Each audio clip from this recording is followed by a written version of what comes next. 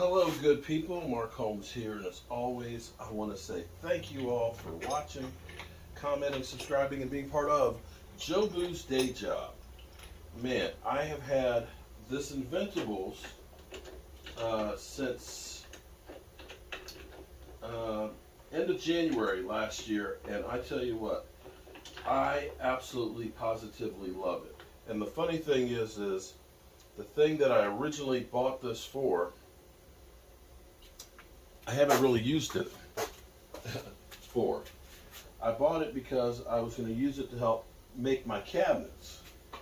I'm still kind of old school when it comes to doing my cabinet making and stuff. But what I have actually been doing more than anything else with this thing is actually doing artworks and custom pictures for people. And today I'm going to try, this one's going to be a biggie. This one is a 24 by 30 inch print. A gentleman lost his daughter and he wants me to do a print of her. This is going to be a big one. This is 24 by 30. And so we're using a 30-inch bit, and I'm setting it up right now to be able to make these cuts. And boy, do I hope it comes out good. I use vector software for doing the different cuts, different artworks and stuff. It's just more detailed than what originally came with the Inventables. Now, Inventables has come up with their own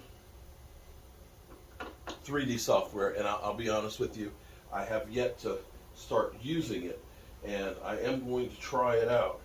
It's just that at the moment we've had this, and we're going to keep using this until I learn how to use the other one. The first thing and key thing is getting your piece of wood clamped in here ready to go.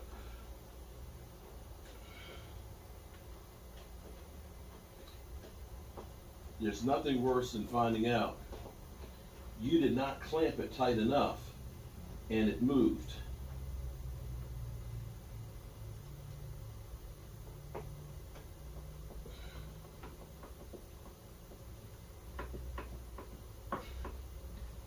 Okay, all right, we're gonna get this sucker set up.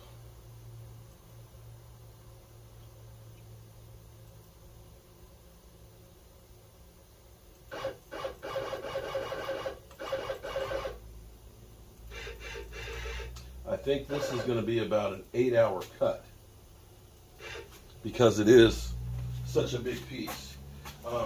Couple of things, you know, it's amazing when you get one of these machines, you kind of, you look at it and you just kind of get so excited because you're like, oh my God, I can't wait to go ahead and get my first project in, and can't wait to be able to do all this beautiful work and stuff like that. But unfortunately, what you don't realize is there is a learning curve. The machine can only do what you tell it to do.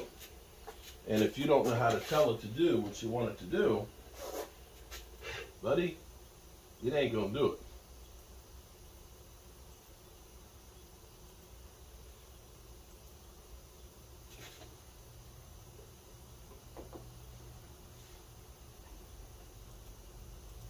So we're setting this up right now to go ahead and get the probe so it knows where the wood starts and how thick it is and stuff. So we've got all that stuff loaded in here. And then the next thing will be getting your set point, which will be the corner point of what you want to do. So we've got that done. Take our probe away. Now I will say that this is a major investment, and I am so happy that instead of getting a cheaper version, when I first, this is how crazy it is, when I first started thinking about getting one of these machines.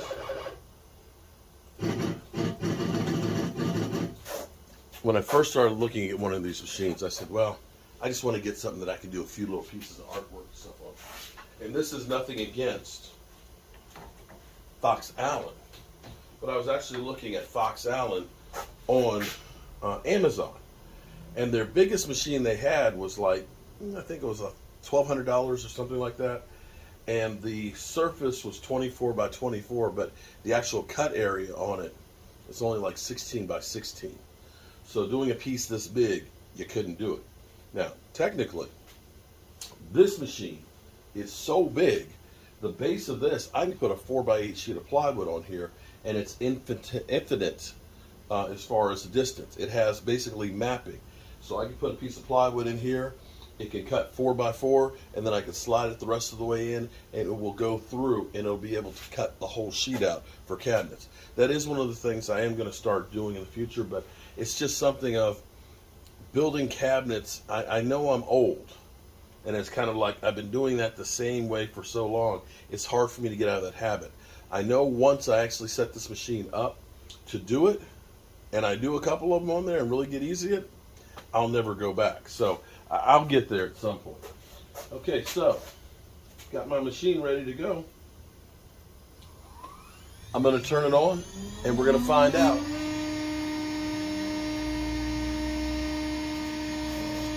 What this is going to be. We'll check on it from time to time. Here it goes. Turn on the dust collector.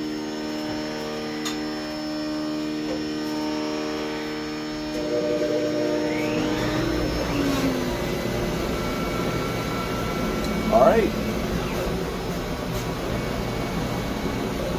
8 hours and 5 minutes. 8 hours and 5 minutes. We'll try and check on it every couple of hours or so. But that's it. Well, we're about 4 hours in. About 4 more to go.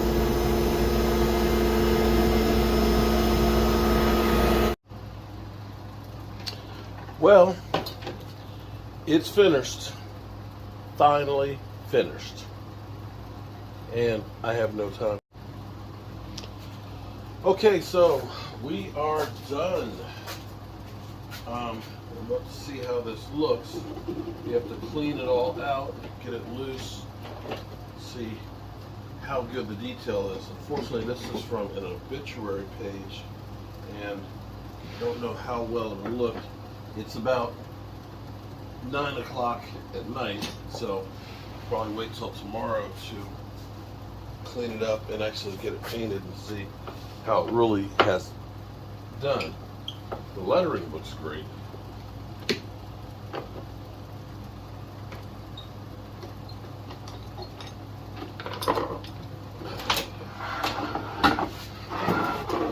It's one of those things that you don't really know. Well, I can see her right there. We gotta see how we gotta get all of this stuff loose off of it. We gotta take the brush and literally scrub it and get all of the loose stuff out of there, so that way we can really see everything. We'll do that tomorrow, and I know it's kind of weird that you can't really tell it, but see, I have to kind of go like that. Like I said, we'll take some time tomorrow, get it all cleaned up, get it sprayed and sanded out. Interesting, to say the least. And I think I'm done for the night. Okay, so here's what we have, buddy. And it's cleaned up. I got Mike here who's been working on it and things. And now what I have to do is actually paint it, and then we'll sand it and see how it comes out. This is where the magic starts to happen.